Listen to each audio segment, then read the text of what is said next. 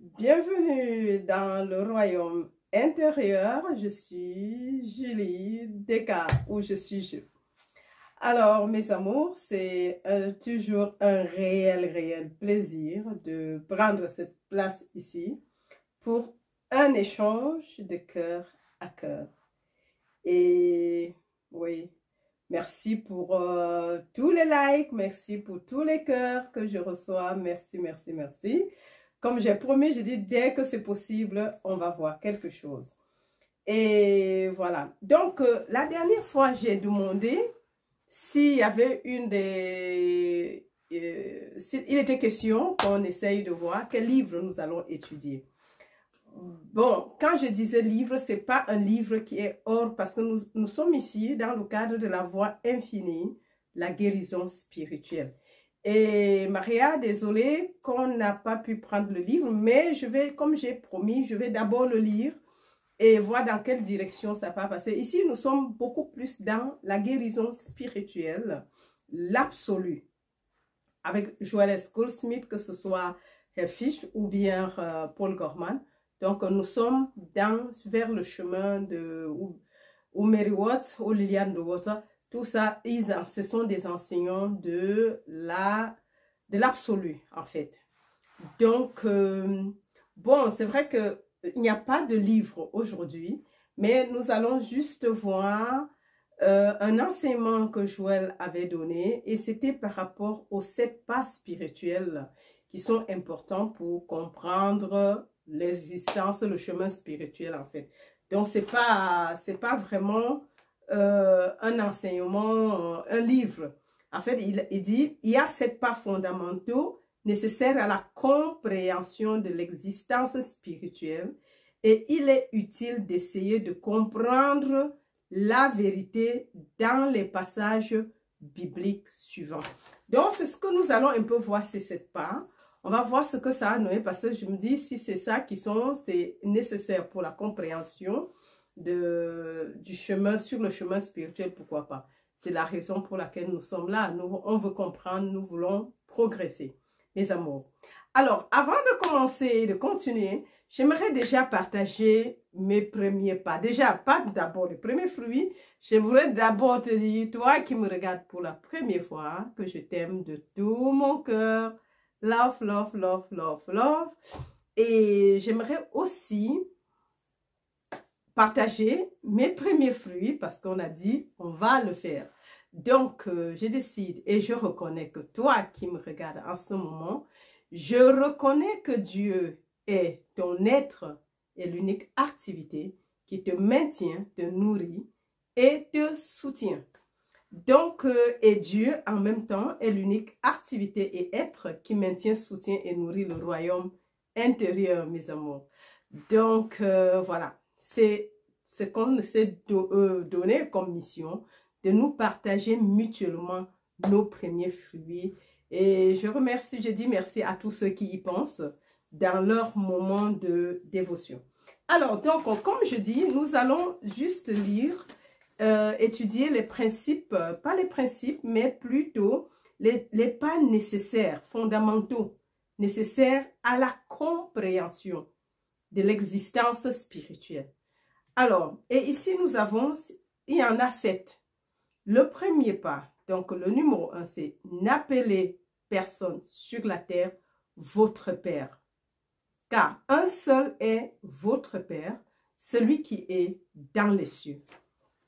Alors, lorsque nous ne percevons même qu'une petite parcelle de cette vérité, nous commençons à saisir la signification de la préexistence. Nous comprenons pourquoi l'homme n'est jamais né et qu'en fait, il n'y a jamais eu de création, mais que tout ce qui est se déroule à l'intérieur de la conscience universelle qui est votre conscience individuelle. Waouh! Ça, c'est... On dit qu'il n'y a jamais eu en fait de création, que tout se déroule dans la conscience universelle qui est ta conscience qui me regarde et ma conscience, parce qu'il n'y a qu'une seule conscience, pas deux. Et ce qui est important ici, c'est que nous devons comprendre que la vie, là, ce qu'on pense que c'est, en réalité n'est pas. Et je dois avouer que par moments, on se trompe tellement. On regarde l'extérieur, on se dit, quelqu'un est là-bas. Mais quand on commence à te parler qu'en réalité, lorsque tu regardes le monde, tu penses qu'il y a des gens. Non. Ces personnes, c'est comme, c'est pas la vérité en fait. Ça devient compliqué quand tu commences à comprendre que, mais en fait, l'enfant que je crois que c'est le mien, ou bien la sœur ou le voisin là, en réalité n'est pas là. On dit, c'est comme une télévision cosmique à l'intérieur de nous. Ça se passe à l'intérieur de notre conscience. Tout le film que nous voyons là, c'est un film en fait. Et c'est pour ça que c'est difficile de changer l'extérieur. Si tu veux changer quelque chose dans ta vie, tu dois retourner à l'intérieur de toi et faire le changement. Il n'y a de personne que tu ne peux changer là dehors. Sauf si cette personne décide de changer. Mais là, le changement ne se fait pas à l'extérieur. Tu changes parce que si tu veux changer ton monde, tu vas rentrer à l'intérieur parce que c'est le film. Tu changes la cassette que tu vas mettre. Tu changes le film que tu mets. Et c'est ce qui se passe parce que quand tu commences à comprendre que les gens ne sont pas là dehors et que le monde qui est dehors n'est qu'un film de la réalité, même pas de la réalité, c'est un film qui se tourne à l'intérieur de ta conscience, tu te dis waouh, c'est un choc en fait, quand tu commences à comprendre.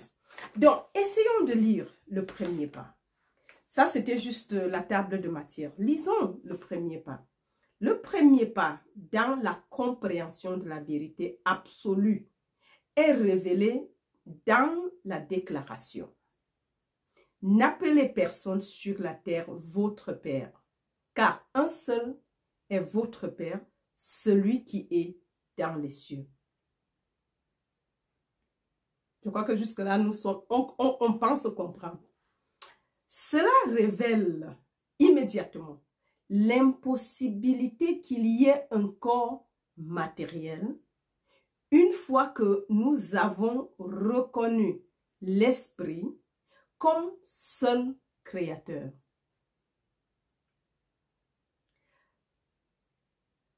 Cela élimine également le mental matériel et toutes ses activités, son caractère et sa nature, ainsi que toute l'existence mortelle qui a un commencement et une fin. Il nous reste alors l'homme spirituel incorporel. Il ne suffit pas de lire ces déclarations et de les approuver, mais il faut les appliquer de façon spécifique dans toutes les circonstances qui se présentent dans notre expérience humaine. Alors, ça c'est le premier paragraphe et on va relire en essayant de peut-être apporter une explication. On dit, n'appelez personne sur la terre votre Père, car un seul est votre Père, celui qui est aux cieux.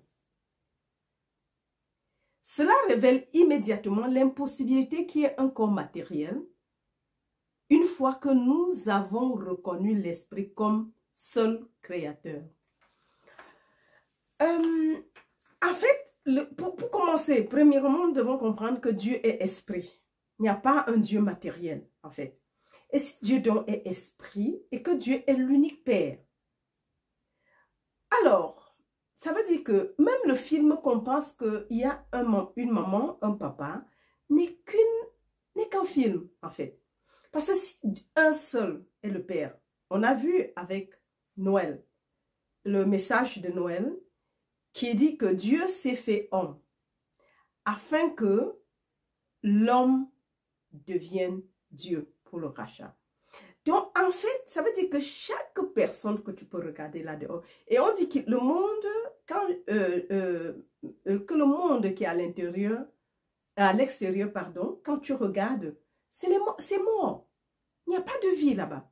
Si déjà Dieu se fait homme, en s'enterrant dans le crâne humain, en se saisissant d'un costume terrestre, mais qui est en même temps esprit parce qu'il n'y a pas une autre substance. L'unique substance, Dieu est l'unique substance, la substance de toute forme.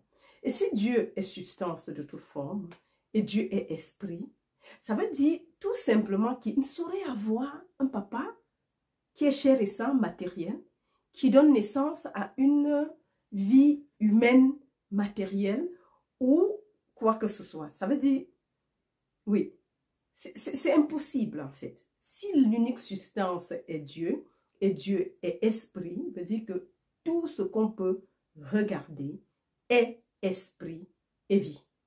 C'est de Dieu. Et c'est pour ça que si donc Dieu est l'unique créateur et que Dieu est esprit, veut dire il ne saurait avoir, puisque même ce qu'on appelle, celui qu'on appelle papa, c'est Dieu incarné. Voilà, donc il y a eu quelque chose, un logiciel, bon, on doit peut-être réinstaller quelque chose, mais tout va encore pour le moment. Donc, j'étais en train de dire que, en fait, c'est juste un truc que nous devons comprendre, que l'esprit est l'unique substance. Et Dieu, esprit, est l'unique activité qui maintient, soutient et nourrit toute sa création et l'unique créateur. Donc, l'esprit étant l'unique substance et l'unique réalité, l'unique créateur. Donc, la maman est Dieu incarné, le papa est Dieu incarné. Ça veut dire qu'en réalité, quand un enfant naît des deux, ce que nous allons dire communément, les parents, en fait, il n'y a que Dieu. Parce que ça, c'est logique en fait. N'appelez personne votre père parce que Dieu est l'unique réalité. Il est le père et il est la mère. Père, mère, Dieu. Et je crois qu'on peut comprendre maintenant là cette appellation Père, Mère, Dieu.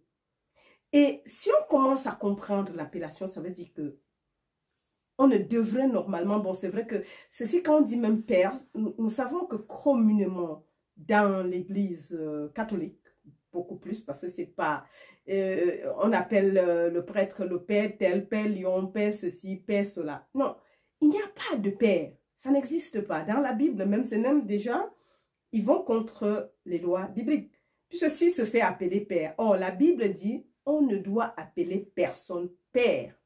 Même pas le tien. Mais communément, on nous a appris qu'il y a notre père et notre mère. Mais quand tu commences à comprendre, mais ça, c'est pas pour des enfants. C'est quand on commence les premiers pas spirituels, de la compréhension, de l'absolu. Donc, ça veut dire qu'il n'y a que Dieu seul, qui est l'unique être, l'unique substance, l'unique activité. Il est le père, il est la mère, et il est aussi en même temps l'enfant.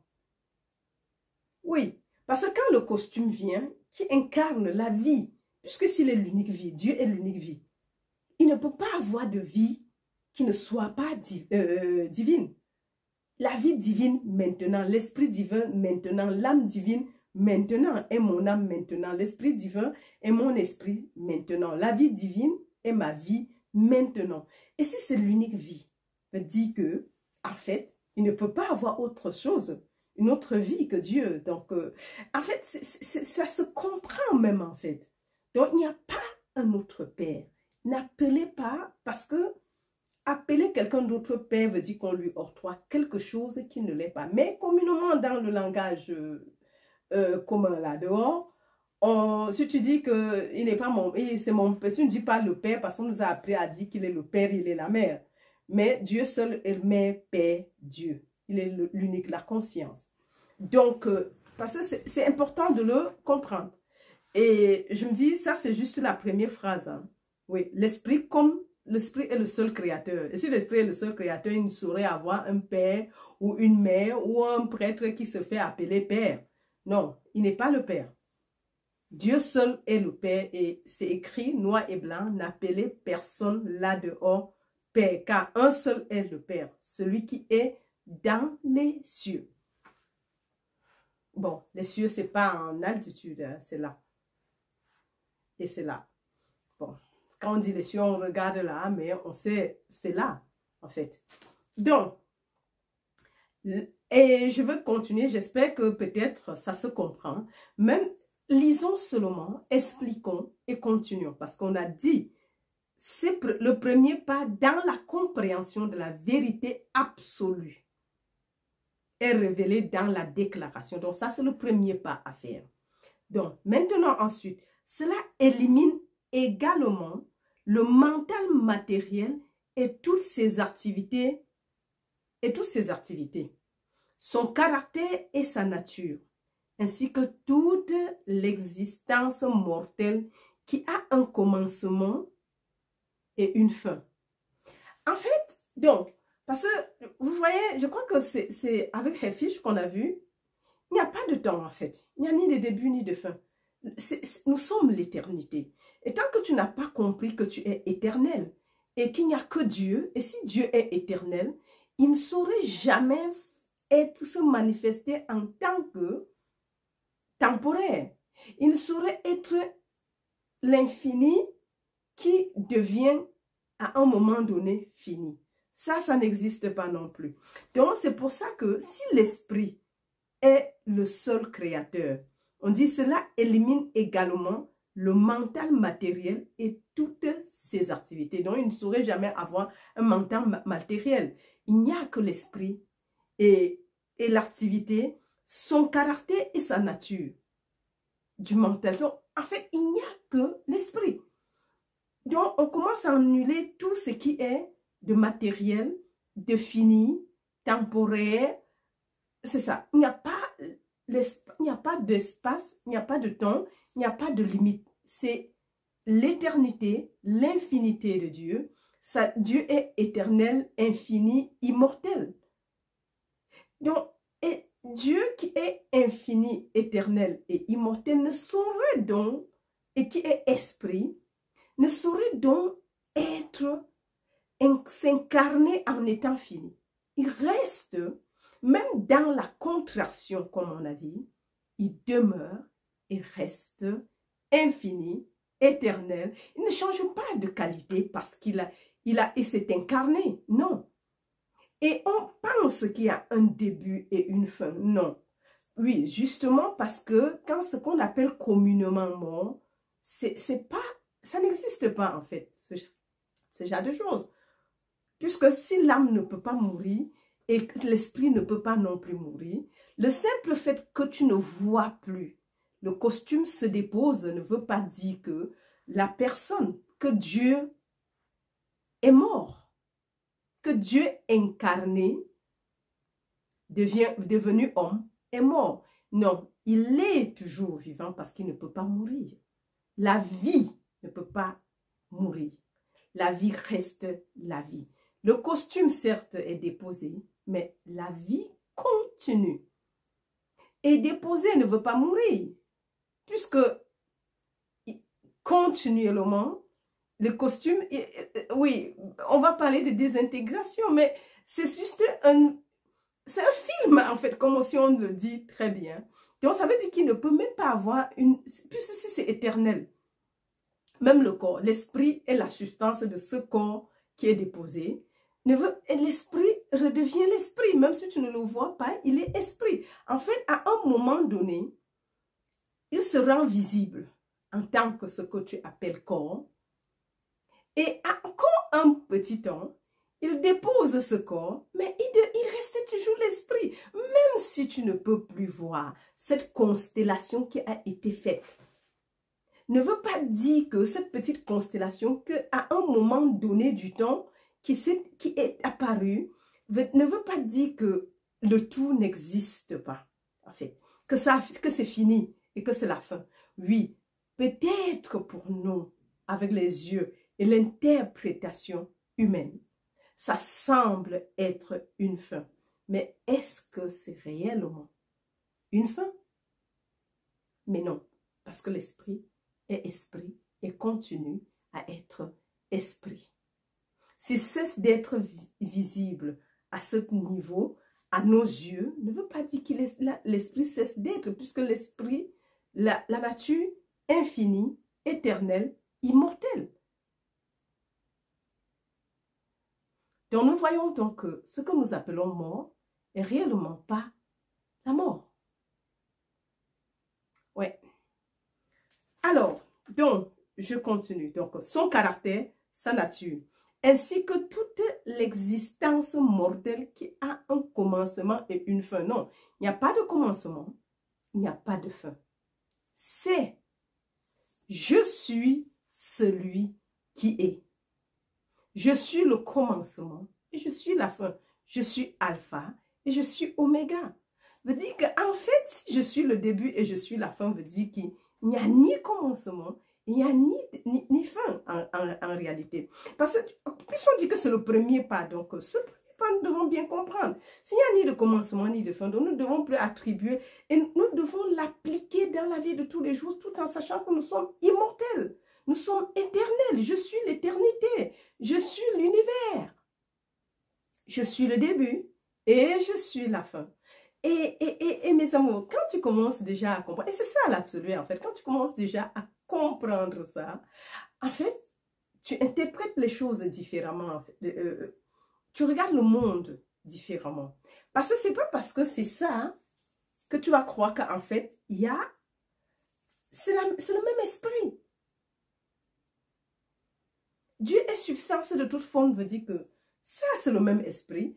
Et cet arbre, cette plante, n'a ni début ni fin. Mais seulement dans ton expérience, elle apparaît comme si c'était maintenant, parce que c'est le même esprit qui prend cette forme. Parce que j'avais besoin d'une plante verte. Elle prend cette forme et soit je peux dire je l'ai achetée, ou bien ça a poussé quelque part. Mais non, c'est l'esprit en fait. Donc si nous commençons à voir partout l'esprit, tout en tant qu'esprit, l'unique présence est Dieu. L'unique présence est Dieu. Il n'y aura pas autre chose.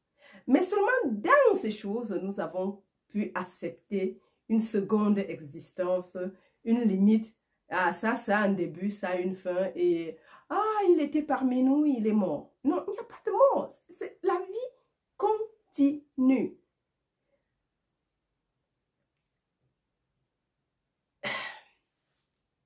Parce que ce genre de choses, il n'existe pas en esprit. L'esprit ne meurt pas. Vous êtes d'accord avec moi que l'esprit ne meurt pas. L'esprit reste l'esprit. Ce qui est sûr, nous allons étudier et à la fin, on verra qu'il n'y aura plus de questions à se poser. Alors, donc, je continue. Il nous restait alors l'homme spirituel incorporel. Voilà. Donc, vous voyez que dans tout ça, on veut arriver à la notion de l'incorporalité de tout ce qui est. Parce que si c'est incorporel, veut dire que il ne peut pas avoir de début et il ne peut pas avoir de fin. Puisque ce qui est incorporel reste incorporel, même si ça semble prendre une forme, mais ça reste incorporel. Et puisque pour que ce soit incorporel, ce n'est pas parce qu'on va regarder. Nous devons comprendre la substance. Si Dieu est substance de toute forme, et que Dieu est incorporel, Dieu est esprit et vie, Dieu n'a ni commencement ni début, il est éternel, infini. Ça veut dire qu'en fait, tout ce que nous pouvons voir, en fait, même si ça apparaît comme même l'appareil qui filme, c'est incorporel en fait, parce que c'est l'esprit qui est là. Où tu commences à regarder et voir l'esprit partout, tout autour de toi, où tu regardes, tu dis que ça c'est inanimé, ça c'est animé, ça c'est matériel, ça c'est le monde végétal, ça c'est le monde minéral, ainsi de suite. ça c'est animé, inanimé. Non, non, il n'y a pas de choses comme ça. Mais puisqu'on doit spiritualiser notre façon de voir. C'est vrai que la science, le monde nous a entraînés à comprendre que tout est limité, il y a un début, une naissance, une fin. Mais c'est ce qui se passe parce que nous y croyons. Je disais la dernière fois que dans le temps, les gens vivaient plus de 900 ans. Comment ils faisaient pour vivre 900 ans? C'était leur croyance, leur compréhension de l'immortalité. Même s'ils quittaient, parce qu'en fait, le but, ce n'est pas de vivre. Dans on apparaît ici pour un but. Et lorsqu'on apprend ce qu'on a à apprendre, on disparaît et les gens disent c'est la mort. Il est mort. Mais Jésus a dit non, laisse les morts enterrer leurs morts. Toi, suis-moi. À Philippe. Donc, c'est quand on commence à comprendre que tout est incorporel. Même si tu regardes une forme, qu'est-ce que tu vois? Si l'esprit est l'unique réalité. Bien sûr, l'esprit. Est-ce que l'esprit a une forme? Non. L'esprit a un corps? Non. L'esprit est l'esprit. Donc, on doit commencer à voir l'esprit partout, peu importe dans quelles circonstances. Si nous commençons à voir l'esprit partout, c'est ça, on va commencer à dire, oh, au lieu de dire la voiture, tu dis, ah, ça c'est l'esprit. Au lieu de dire ma fille, mon fils, c'est l'esprit qui est tout autour de toi. Ou bien ma table, mon téléphone, c'est l'esprit. On doit commencer à voir que dans ce monde où le visible se rend, l'invisible se rend visible pour un besoin quelconque, parce qu'il n'y a pas comme si... même, il n'y a pas d'invention en fait. C'est des choses plus on ne peut pas inventer. Il n'y a rien qui a inventé. C'est des choses qui a toujours. On arrive seulement parce que même s'il n'y a que... Je me souviens, les premiers portables, smartphones, à l'époque, les petits téléphones portables, je crois que c'était en 2002 ou 2000. Attendez, c'était en quelle année? Non, 99. Quand est-ce qu'il y a eu les téléphones mobiles portables où il y avait les antennes, en fait? Et ça, je parle de l'Allemagne, hein, je ne parle pas du Cameroun, non. Et vous voyez que ça a apparu. Mais est-ce que ça apparaît? Ce n'est que l'esprit, et l'homme ne peut pas inventer ce qui n'existe pas. Ça veut dire que ça existait déjà, ces choses. C'est venu seulement à notre vue, à notre connaissance, pour une utilisation, ne veut pas dire qu'ils ont inventé, parce qu'il n'y a rien à inventer. On va dire qu'on a inventé, oui, mais la personne a inventé où? Ça veut dire qu'il a été seulement ouvert et pour peut-être une certaine utilité, il commence à voir l'électricité est là. On va dire peut-être c'est quelqu'un qui a inventé l'électricité. Non, parce qu'on ne peut pas inventer ce qui n'est pas, en fait. Oui, on appelle invention peut-être parce que ça apparaît pour la première fois par le biais de quelqu'un ici et qui introduit ça à nos yeux et on dit, ah, ça c'est telle personne qui a inventé.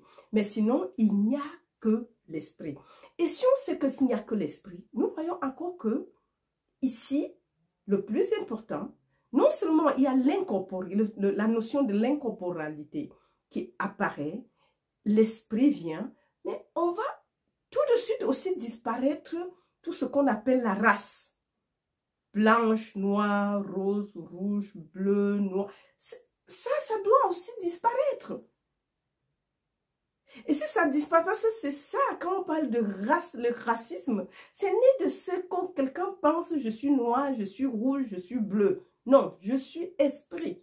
Et si chacun se lève et se voit esprit, quand tu vas regarder en face de toi, tu verras quoi? L'esprit. Ça veut dire que cette notion de n'appeler personne sur la terre votre Père et l'esprit d'incorporalité nous permettrait d'éliminer complètement le racisme et pouvoir regarder tout partout et voir ton prochain et voir l'esprit et voir le Dieu lui-même, le Créateur et voir, en fait, parce que c'est ça, nous devons commencer à regarder et voir tel qu'il faut voir et non ce qui apparaît être devant toi. En fait, c'est comme ça que moi, je perçois l'explication maintenant. Donc, ça nous, vous voyez que ça va résoudre beaucoup de problèmes. Si on cesse, Et si ça continue comme ça, vous voyez qu'il n'y aura même pas de manque. Parce que si l'esprit est l'unique substance, il y a donc quelle différence entre l'argent et le diamant? Et la poussière? Et ceci qu'on appelle le perle, je ne sais pas, ou les perles, ou bien quoi que ce soit. Où est la différence entre l'or et le bronze? Y aura-t-il vraiment une différence? Mais non. Parce que si l'esprit est l'unique substance, ça veut dire qu'on regarde, on voit l'esprit, veut dire qu'on donnerait normalement les mêmes valeurs à ces choses, parce que c'est l'esprit que tu vois, en fait. Et c'est assez important, parce que quand je regarde avec la perle qui est là, je dis, waouh, c'est une perle. Mais et on commence à donner vrai ou faux, il n'y a que l'esprit. Oui, bien sûr que c'est vrai, mais il n'y a que l'esprit en quelque sorte. Et si on commence à comprendre cette notion, nous verrons que, mes amours, que la vie serait plus facile. L'absolu veut dire qu'il n'y a qu'une seule substance. Oui. Oui. Et ça, c'est important parce que si on commence à comprendre ça, nous voyons qu'on aura moins de problèmes. Hein. Alors, donc, je continue et je finis le paragraphe. Peut-être que quand je vais finir, je vais juste m'arrêter pour qu'on ait le temps de... On va un peu... Parce que sinon, on ne va pas expliquer. Le but, c'est de pouvoir comprendre. Alors, donc, il nous reste alors l'homme. Il y avait l'incorporalité. Ah oui. Il nous reste alors l'homme spirituel incorporel. Donc, l'homme spirituel n'a pas un corps. Il est incorporel parce qu'il n'y a que l'esprit. Il n'y a que Dieu fait chair. Afin que l'homme devienne Dieu. Donc, en fait, c'est un cycle, en fait. C'est comme si tu veux me dire, le papillon est différent de la chenille. Ce n'est que l'apparence. Puisque, en fait, qu'est-ce qui devient chenille après, même dans la chrysalide et tout? C'est la chenille. Donc, si tu regardes la chenille, tu vas dire que c'est quoi? C'est le papillon en état d'être, ou bien, ça dépend.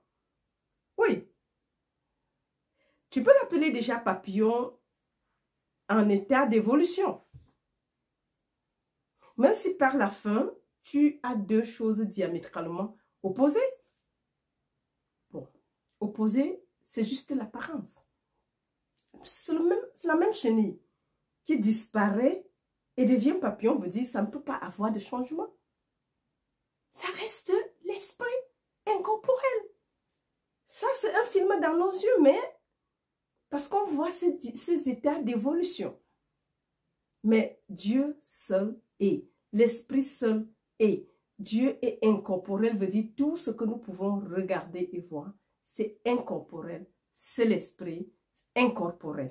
Parce que ça ne peut pas être esprit et être corporel. Mais nous l'avons tassé de matière, nous l'avons tassé de chair et sang, nous l'avons tassé d'une date de naissance et d'une date de disparition, en fait. Bon, même un appareil, si tu l'as, et lorsque tu l'obtiens, il y a une date que tu l'obtiens. Après, si ça se gâte, c'est mort. C'est aussi une mort, en quelque sorte. Mais il n'y a pas de choses comme ça. Parce que l'esprit seul est l'unique réalité. Voilà. Donc, alors, il ne suffit pas de lire ces déclarations et de les approuver, mais il faut les appliquer de façon spécifique dans toutes les circonstances qui se présentent dans notre expérience humaine. Et l'expérience humaine, c'est Dieu qui est en train de faire cette expérience. Hein. Il n'y a que Dieu sur le chemin. Donc, nous devons à chaque moment, en fait, ça veut dire qu'après d'avoir écouté ce premier paragraphe, ne serait-ce que ce premier paragraphe, on doit déjà comprendre qu'il n'y a que l'esprit. Tout est incorporel. Il n'y a pas de chair et de sang comme nous l'avons tassé. Si l'esprit est l'unique substance, si tu jettes ce papier, je vais l'appeler papier ou esprit. Bien sûr que c'est l'esprit. À partir du moment où tu commences à avoir une autre substance, ça veut dire que c'est une nouvelle création. Mais il y a une seule substance et c'est aussi incorporel. Donc, ce n'est pas parce que c'est le papier que tu vas commencer à dire, ah non, ce n'est pas une personne dont c'est le papier. Non, c'est l'esprit. L'esprit, ça doit être la nouvelle façon de voir les choses. De voir comme nous devons voir. Et non comme on a été formaté à considérer les choses, mes amours. Je crois que nous allons juste laisser ce premier paragraphe. Et voilà. Donc, et ça nous permettrait juste de pouvoir, petit à petit, comprendre ces différents pas. Nous en avons 7, j'ai dit. Et ici, ce n'est que le premier pas, qui est « N'appelez personne sur la terre votre Père, car un seul est votre Père, celui qui est aux cieux. » Voilà, mes amours. Donc, pour ne pas être long, parce que c'est clair que je peux vouloir finir, mais le tout ici n'est pas de terminer tout le paragraphe, non, pas le paragraphe, tout le texte, le premier pas, mais c'est juste que nous pouvons avoir quelque chose de concret sur lequel, oui, nous atteler. Et nous devons comprendre, comme je dis, on vient de lire, nous sommes incorporels. Tout est incorporel. Et de deux, il y a une seule substance, l'esprit, qui est l'unique source, l'unique être, l'unique, et qui est, il n'y a ni début, ni fin, ni début, ni commencement. Éternel, immortel, omniprésent, omniscient. Et ce qui est omniprésent ne peut pas avoir une fin, un début et une fin. Non. Allez, mes amours. Love you, love you, love you. Et je crois qu'on va bien se régaler parce que le but cette année, c'est d'avancer, de comprendre. Et je crois que si maintenant, après, on commence à dire qu'il n'y a que l'esprit et que tout est esprit et que Dieu est l'unique réalité, qu'on ne se dise pas que, mais pourtant, on voit, il n'y a pas de début, il n'y a pas de fin, il n'y a pas un commencement. Ça veut dire que déjà, la bonne compréhension qui n'a ni début ni fin nous donne l'éternité, le rajeunissement. Il n'y a pas une date de naissance et après on vieillit jusqu'à 80, 100 ans et on disparaît. Non, non, non, non. L'esprit ne meurt pas, l'esprit ne vieillit pas.